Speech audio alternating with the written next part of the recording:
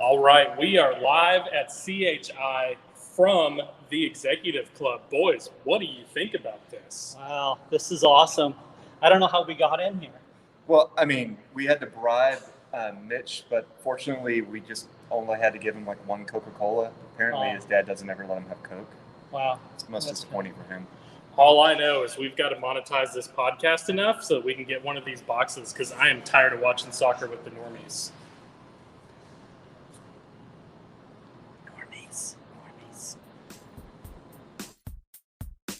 SoccerChatt with 2 T's because we're going to chat about soccer, but we're also in Chattanooga.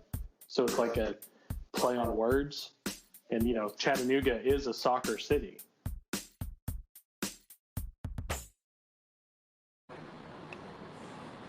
All right. Welcome to SoccerChatt, episode 15. No. This is the Sweet Life with SoccerChatt. Mm-hmm. We are in the Executive Club, and we're very thankful to the team for letting us come. We're going to have a chat with Mitch Martino, part of the Red Wolves front office, to talk about the awesome party that's going to be going on post-game. Tell us about some of the other things that are going to be going on with the game on Wednesday. But first, guys, we haven't had a chance to talk since this weekend. We had a scoreless draw between the 2 highest scoring teams in the league. What are your thoughts? It was, okay, honestly, I was impressed with Fort Lauderdale. They've come a long way since the last time I watched them. And it felt like we've entered, you know, that Star Trek mirror universe. And so it felt like we were playing our mirrors because they matched up to us so well.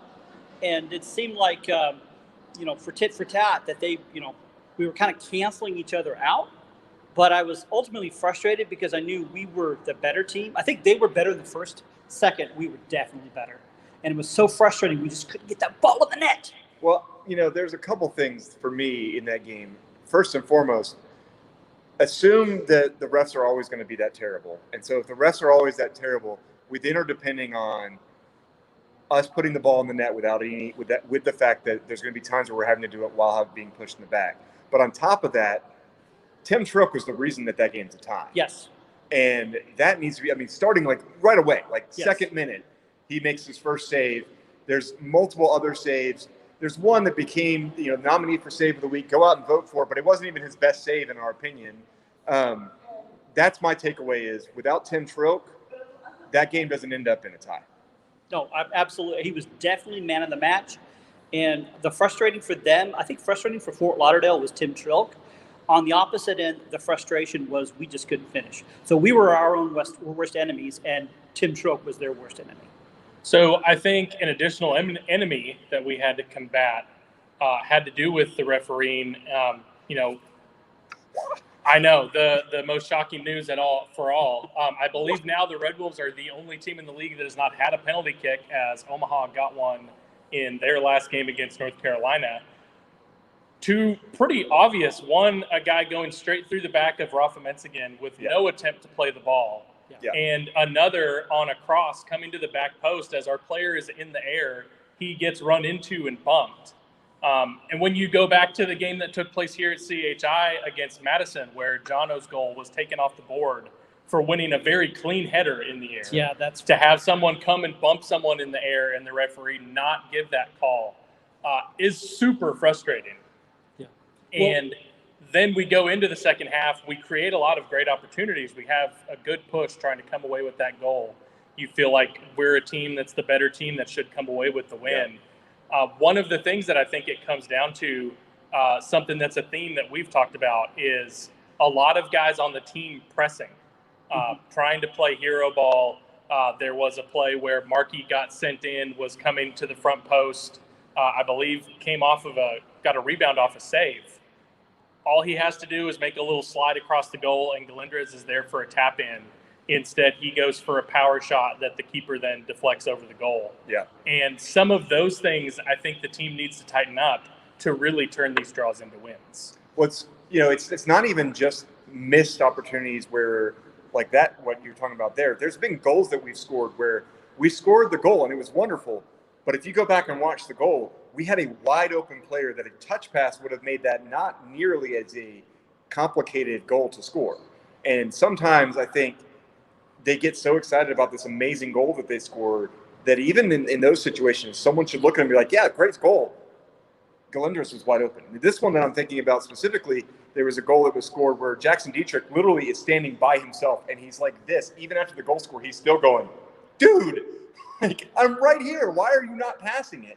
And that's one of those things that if that continues, that's going to bite you when you playoffs come, because you're going to get less opportunities as you're playing the top teams to have that. And if you don't have the habit already in the next few games of rebuilding that and looking for the open man, you're not going to have it when you have pressure and you have an added desire to score. But see, I think it's twofold with that. I absolutely agree that we're trying to score so quickly without setting it up. I think we're missing some really good opportunities. And I think the second part is I'm not sure we're keeping the tenacity we were keeping a few weeks back, where we take a shot and then we just kind of move back. But when in the past we just kept going. We just, like this one, I got another one. You got another one. Just kept going. And I'm not seeing that to the same level as we were just a few weeks ago. Well, I think part of that is, it's a different team selection that we've been seeing for the past 5-6 weeks than we saw earlier in the season. I don't know what the full reason for that is, but I feel like this far into the season, it surprises me how much we're still tinkering with the lineup, that we don't have a more set, this is what we do. I don't know if it's that Coach Jimmy just feels more comfortable dictating what's going to happen by adjusting his lineup to what he's going against and saying, oh, you like to do this defense? I don't care. I've got this player that can do that to you, and he likes to change it up. I prefer this is how we do it. Try to beat us, because I think we're the better team on the field. I think we have the better players, and I don't understand why we're not doing more of that. So we're looking at a great run of form, 14 games unbeaten. Unfortunately, most of those games are ties. Yeah. We've talked a little bit about it already, but what are those things that we need to do to turn those draws into wins? I can think of 3 games at least where we really should have come away with that win when that game ended up a tie, sometimes because of those decisions from referees that you really can't do anything about. Yeah. But other times just looking at opportunities that maybe we missed. And we'd be running away with this table if that was the case. So what are the things that we need to do as we come into these last 10 games that are going to help us turn those draws into wins, get 3 points, and really run away and make sure that we're at home for playoff games at CHI? Final third. That is the key. That's what we're missing. We have it, but not to the level that we really should. We've shored up our defense, which is fantastic. That's been one of the things I've been really impressed. But on that other end, we're just not getting the ball over the line. We've given up 1 goal in the last 3 games. Yeah. That's impressive, especially when you include how many players we were missing when we were in Toronto. Oh, yeah. You include the fact that Fort Lauderdale is one of those teams that's a very high-scoring team, right? And they didn't score on us. You take a look at that and you think to yourself, that's good. But I think with that has come a little bit less of the pressure. And so the question is, which is better? Do we continue to try to get a counter score, which is what we seem to have been doing of late, or do we go back to a full-on pressure all the time and trust that Trolk's going to continue to get those ridiculous saves? Interview with Coach Jimmy that the team put out on social media. He's talking about the fact that everyone's healthy, everyone's ready as we go into this stretch run. You may be able to do both. Maybe you can go back to more of that pressing style, knowing that you've got a lot of defensive issues sorted out. The players that are there, a good working relationship between Jason Ramos and Daniel Navarro. Yeah. Capizzucci seems to have done a very good job stepping in on the left side as far as has moved more to spelling people on the bench, and does a great job when he comes in those substitute appearances. Jonathan Ricketts making team of the week, well deserved. He was very involved in that game, had a lot of great plays. So he's continuing to have that quality, and so maybe we're going to be able to do both, and we come out against a dangerous team like North Texas and press them into mistakes that we can counter and capitalize on. So as we head to North Texas and you look at the lineup that we had versus Fort Lauderdale, what are you expecting changes as they come here tomorrow night to host North Texas? What's the main change you're either expecting or hoping to see? I think I kind of like it more when Ruiz is a little further up the pitch. I think he's such a creative player, and he's playing a little further back. So I feel like he's kind of him and Jose Carrera Garcia are trying to doing the same thing. And so I'd like to see Ricky start further up, and we've got that creative spark. I'd like to, there's something else that we're missing up front. I don't know what else. I'm not sure on another player, another swap. I think Rowe is better suited for off the bench, and so there's. I think Jackson has done great. Definitely keep Jackson in there. I trust Jimmy Villalobos, but if we could get someone else, I like Markey starting, but I also love Markey's impact, and I think he's probably more effective. Just like Galindres, he's amazing, but you get Markey in Galindres on the end, which I thought that was going to happen in this game. I thought so much that they're going to make that happen. Yeah. You still got Ricky and Jose Carrera Garcia just still moving, and I thought something was going to happen there. So there's something else. I don't know. What I'm not sure why Blake wasn't available. Maybe to see a two striker. Something that I think would be great to see is Rafa Menzigen moved out to a wing position, and to see Frischnecht or Galindres as that number 9, and have not necessarily a dual striker, as you would still have someone like Jackson Dietrich on the other side. Yeah. But to see Rafa bring that, his game from the wing, from the outside, and working in combination with someone like Galindres or Frischnecht. I love the passion that Rowe brings, and I think it's better in more of a substitute role where he comes in for a shorter period of time. Yeah. And would love to see someone like Ricky or Ray Ortiz or Jimmy Villalobos or even Josue España come in that third midfield role and really step up. And the only thing I can think for those is there is something that Coach Oblate has seen in practices that those guys are not taking that. And so, the time is now. We've got 10 games remaining and really making a push to finish this season in first place. And so I'd love to see those guys who had a lot of quality that was promised, and a couple of them are on the scoreboard for the season, really step up and make those plays. Well, you mentioned before, I think you mentioned that the coach had said about us having a full, healthy staff. Yep. I mean, so does that mean that we could see Walefi back? Is he healthy? Because I think he, in that defensive midfield, that really opens things up so we can push forward more. Yeah, the only thing I see with Wally is I don't know that he has the energy for 90 minutes, and you can control how long someone's in by bringing them off the bench. Yes, exactly. Now, I think you could see Wally come in if we get a lead, especially if we get like a 2-goal lead. I could see him bring Wally in to kind of settle the defense on the midfield side. I think that's probably where he's best suited, is have him as a defensive specialist. When you've got a lead you need to protect, because he's really good about controlling and making the right pass, but he's not necessarily the right guy to build a scoring situation. And so I would rather see him continue, if he does come back to the bench, to come to the bench.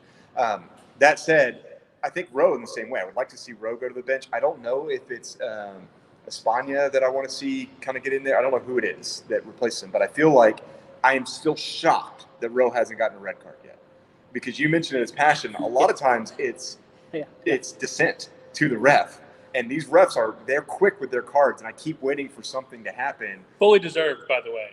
Well, he has a strong sense of justice, and it's usually when he's really angry, isn't so much what happened to him, it's what happened to his teammates, his brothers, his family. And so I totally get why he's frustrated, but at the same time, he's a professional, and you have to keep that. Otherwise, you're going to end up hurting your brother. And I've given a hard time to him, either on the podcast or just kind of talking with other supporters.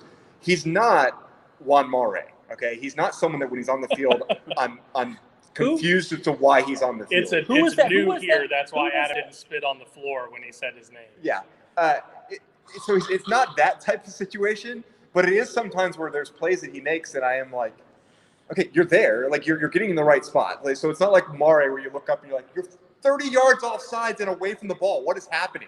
It's not that. But he's in the right spot. It's just something about, I don't know if he gets nervous or what, but, like, it seems like when he gets the ball to his feet, he's very quick and very, like, just takes one too many touches out of almost like fear to pass the ball because he's afraid of making the right pass. I don't know what it is, because you'll also see glimpses of that's what coach must be seeing, where he'll turn a guy the guy will just literally, he'll turn the guy around and you're like, how are you 3 yards away from him already? Well done, right? But it's glimpses. And until I start seeing it be more than just a glimpse, I just don't see the 90 minutes or the 80 minutes that he's been getting.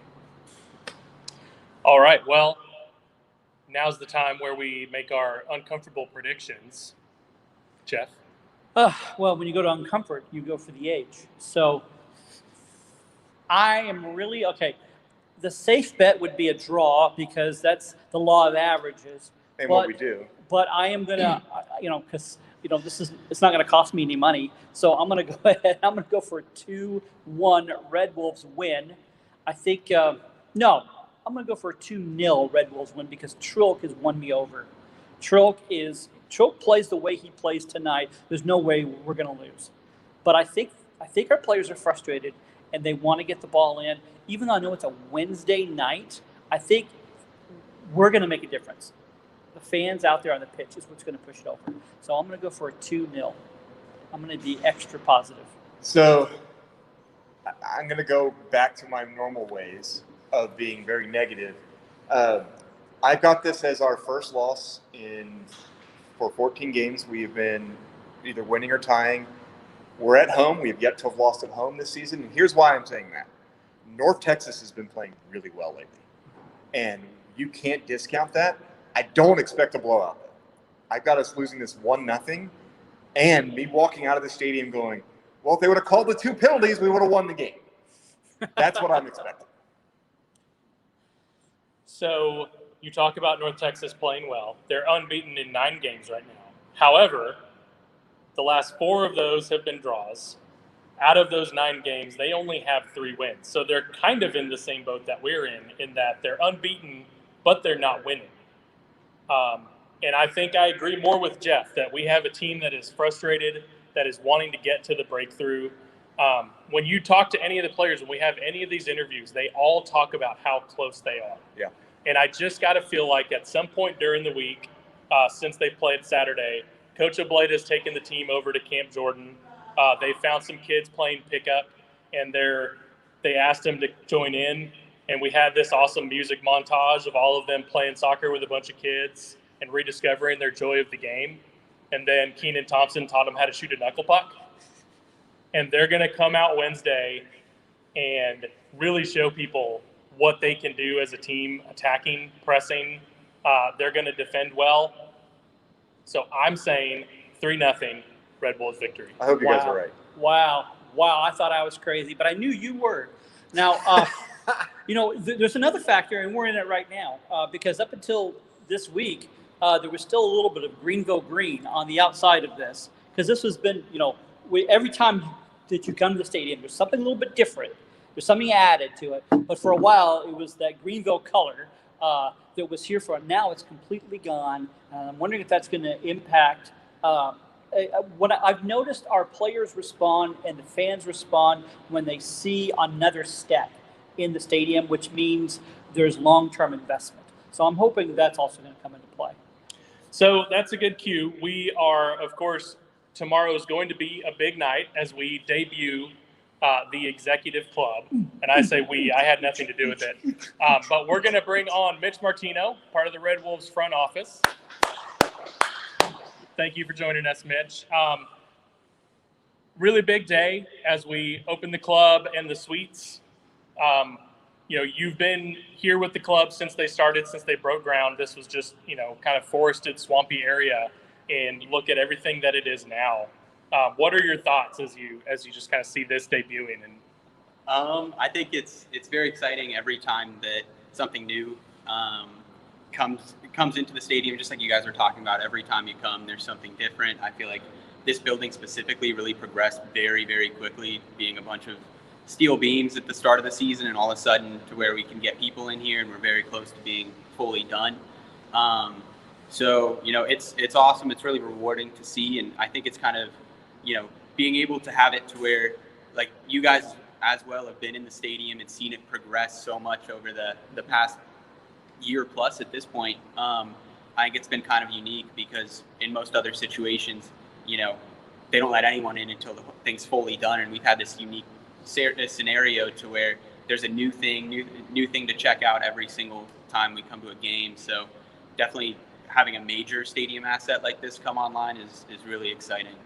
So, I mean, I look at it as like watching a child grow every time you come and you see something new happening and this different thing. Does it feel like your youngest brother as you watch everything come up? And what's kind of your favorite part as you look at all the features that are coming as part of the executive club? What's your favorite part? So, I guess going off your first question, it's there's definitely a lot of pride in seeing it progress and continue to grow. And, you know, I think that it really, seeing it's one thing, and then also, like you mentioned earlier, hearing from the players, you know, their appreciation, hearing from you guys and hearing from all of our fans how much you guys appreciate, you know, everything that we're doing really means a lot for sure. When it comes to the exec club, there's a lot of stuff. I think some of the major elements, which in 2022 we'll have our full menu and everything available. It'll be fully all-inclusive at the exec club.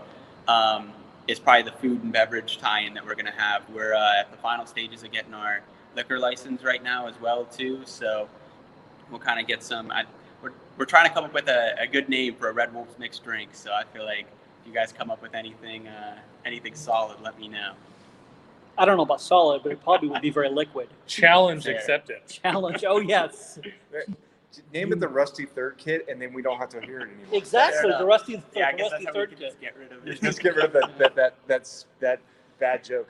All right, so let me ask you this: looking at tomorrow, what can the season ticket holders expect as they come to the game, and what is going to be available to them tomorrow? Yeah. So what we're doing tomorrow is pretty much what we like to call a preview of the exec club and the Sky Suites. So during the game, people who are sitting in the exec club and have those tickets will have access to this area we're in right now. And with that, we'll have some food options available. We'll have a much wider array and more extravagant next year when when we fully build out the inclusive element of it. We'll have the bar over there up and running. We'll have the TVs going, everything. It'll be kind of for lack of repeating myself, or to not repeat myself, but to repeat myself. It'll be just a solid preview. I think with something like this, we could wait till everything's perfect, but being able to get people in as early as possible, being able to let people experience it was definitely a top priority of ours. So we're excited for that. And then, after the game, we're going to have an after party up here with exclusive to all the season ticket holders. And with that, we're going to have the press come up here and they'll do their post-game interviews up here. So you guys can all see that firsthand. And then we're also going to have a few of the players up here for a meet and greet. And, I know our season ticket holders have been really patient with player meet and greets since all the COVID protocols have been very restrictive over the past year plus. So being able to get Jonathan Ricketts, Ricky Ruiz, and Carrera up here will be great. I know they're looking forward to mingling with a lot of the fans as well. So, excellent. So you mentioned two of them that have recently gone blonde. Does that mean that Ricketts tomorrow is going to go blonde as well? I don't know. There's got to be peer pressure. No one knew about it until literally they walked in and we're like, "Who are those guys?" They were our players. Markey shaved his head. I don't know if it's to be more aerodynamic, and then it went blonde. And then Ricky went the Adama Traore skunk head, and then Jose joined in. So who knows what's going to happen this week? So. Yeah, you never know. So there's lots of excitement tomorrow around the executive club opening and the after party. That is going to be no cost to season ticket holders, correct? They can come up and all of the refreshments and everything are going to be on the house, as it were. But what else is going on during the game? Other kind of promotions are you doing that everyone can get excited about? So I guess real quick to double back on what you just said. So admission and getting in and everything will be fully complimentary, but we'll have after the game, food and drink available for purchase. Sorry to burst your bubble there. Good. No, It was worth a shot. It's important to know as I try to grab a handful of a shrimp cocktail. It's not his first time to do that. But yeah, we've got a lot of stuff going on. We've of course got $2 beer night back, and then we're partnering with. Real quick, that $2 beer night, does that end when the game starts? Because I hear that's kind of how we do it. It's the whole time. Oh, it's the whole time. Cool. Yeah. Good to know. Until the 70th minute. And at the 70th Well, minute, it's the last 80th call. minute. 80th minute. Last call is the 80th minute. Okay. I don't think so. But yeah, it's all game long beforehand and everything as well. So Excellent. but yes, we've got that going on, and then we're partnering with the Hamilton County schools to do a supplies drive, and then we've also, through our partnership with them, we've kind of had almost a competition with the the students that are coming to the games, selecting their most impactful educators so far and everything like that. We've got a handful of giveaways and everything for them. And then we'll be making a contribution to the schools as well at halftime. And then we're probably going to get some teachers and faculty out doing the little dizzy PK race at halftime. So, Nice. Very good. Very good. So with the school supply drive, you're going to have folks at the gate as they're getting their tickets scanned. It'll be just kind of a place where you can put buckets and drop those supplies. Yeah. So everybody can go get their Trapper Keepers. They can get their pencils. If you bring Rose Art crayons, you will be turned away at the door. Don't bring those trash crayons. You give those kids Crayolas. They deserve it. Yeah. They're our future, okay? They're going to determine what nursing home you're going to be in. Be nice to those kids, all right? Jeez, my nursing room's going to be terrible. Well, yeah. We always knew that. But there's that. Mitch, I want to thank you so much for joining us in our ridiculous humor and humoring that and inviting us to get a kind of a first look and be able to show some of our viewers what's here and the ridiculous view that you get from up here in the executive clubs. Awesome. You can see the entire field. You're going to have to kick us out tomorrow. I know. Even the corner, you can even see the corner flags. Yeah. Even from up here at the stadium, you can see corner flags. One last question, as we're going to kind of change topics and go talk about the men's national team. What the heck is that all about? What do you think is going on with the men's national team? I don't know if you can do a Rocky-esque run the morning of and then proceed to tie. Did you guys see Fairhalter running through downtown Nashville the morning of? It's so great. In all of his gear. I don't know. I think if you're going to behave like that, you got to win. But all right, that's a perfect on that segue. Note, thank you guys. Very good. Thank you, Mitch. Wow. All right, guys. So the sky is falling. U.S. national team, first 2 games of World Cup qualifying, 2 points, 2 draws, including this last one against Canada at home. They are going to be playing in Honduras on Thursday. Yep. And Weston McKinney will not be available. Shocked. Who knows who else will not be available? Are we gonna do this again? And miss. Are we gonna miss the World Cup again? So here's the thing. I want to freak out as much as you do. We fully expected this should be a 7-point takeaway, right? That was what we said. Like at worst 7 points, possibly 9 made sense based off who we're playing, right, and such. That said, 2 of the 3 games are away games. If we manage to get a victory here, you still feel like you're in a good spot. You're not happy with it, but I'd rather have 5 points than 3 points or 2 points. If we lose this, then I think you could start sounding alarms and start freaking out. But the fact is, 2 of the 3 are still away games. That's significant when you start thinking about the fact that we do have the opportunity to host and to do some other things further into the qualifying. Jeff, your thoughts? Well, I haven't been following as close as you because I was in Canada, so I can't really talk too bad about Canada. No, you can talk bad about it. But That's it was, You're back. I think Canada has improved, but we still should have gotten that game, and that was a big disappointment, especially when we had not even our best team able to beat Mexico's not best team. That actually says a lot though, because they really are a solid team. So I was hoping we'd get more there. We're there in Nashville.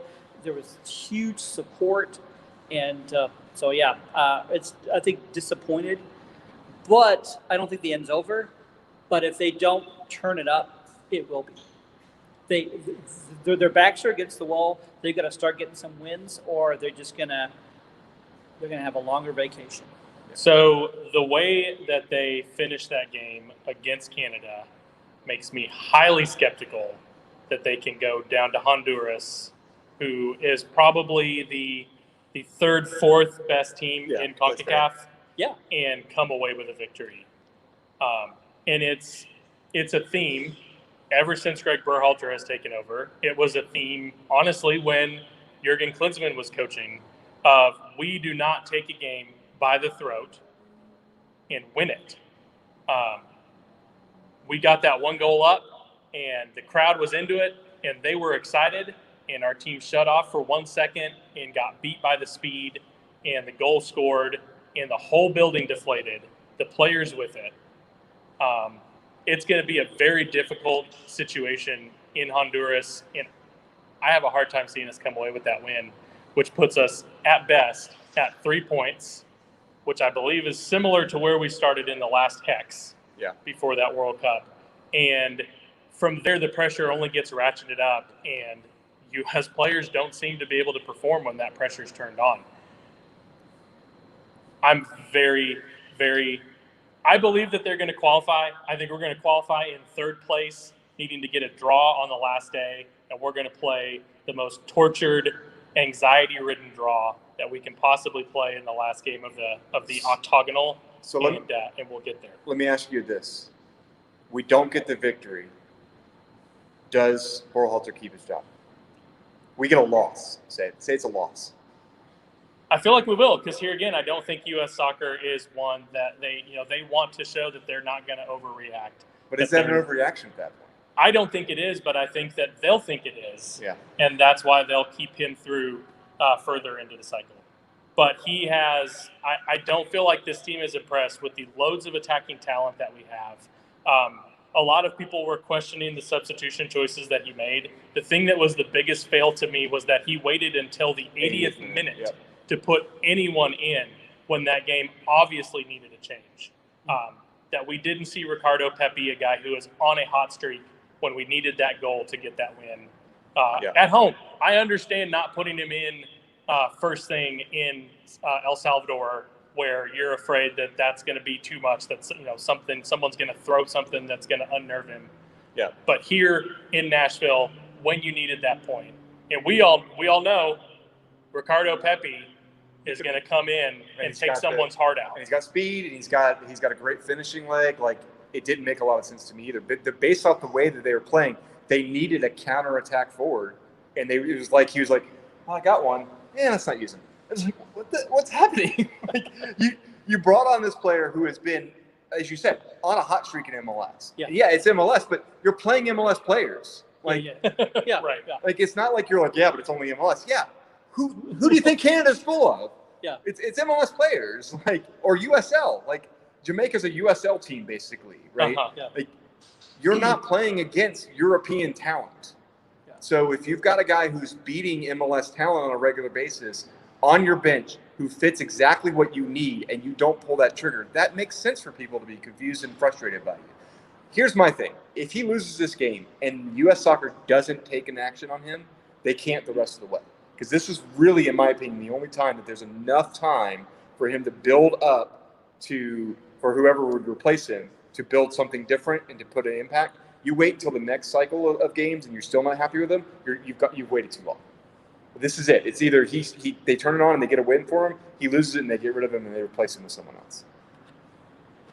So all that said, my one positive from what I've seen so far, I was always very dismissive of Josh Sargent, but in these last two games, I finally see the potential that everyone was so hyped about. I don't think he's earned the number one. He's the number 9 for the U.S. men's national team. But I finally get it now, what people have been talking about, seeing him play in these games. We'll see where that goes. All right. Any other thoughts? No, I think you pretty well covered it. International break is coming to a close after, and then we're going to get back to our regular schedule on European football. So looking forward to that. We don't have to talk about that because we've been on a break, so we can move We're on a break. All right. We're on a break. You don't want to talk about that? So, programming note, we probably won't be having an Off the Post Wednesday. You will see a regular show Thursday as we get ready for that match Saturday at Greenville. So we appreciate y'all listening. We appreciate the team for letting us come show this off. We expect to see you guys loud and rowdy on $2 beer as we take on North Texas. Bye. All All right. Well, I gotta say, our camera person is the most attractive person I've ever met.